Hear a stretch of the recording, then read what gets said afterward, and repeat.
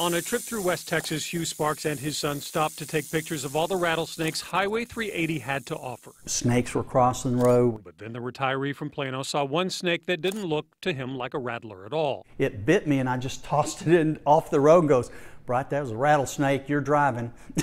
They drove to the closest hospital in Haskell, Texas, where he was given anti-venom and then told he'd need to take a helicopter ride. That rattlesnake bit me right there. To a bigger hospital in Abilene. And I said, "I don't want to take a helicopter ride." I said, "It's too expensive." He says they didn't offer a ground ambulance, wouldn't let his son drive him to Abilene either. I remember the doctors and the nurses all telling him that basically he didn't have a choice. I just didn't feel like I had any rights. Once in Abilene, doctors warned him first his swelling arm and hand might have to be amputated.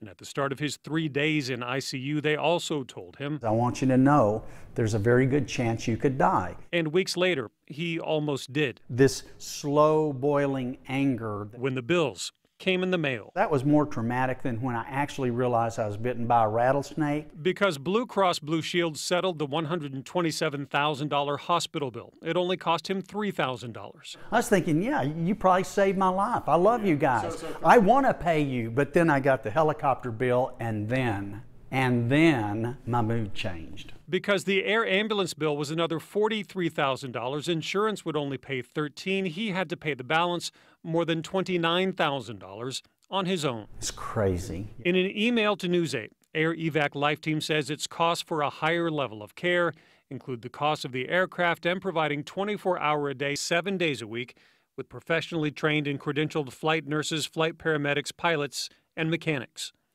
As for Hugh Sparks, he says don't get him wrong. He's thankful he's alive.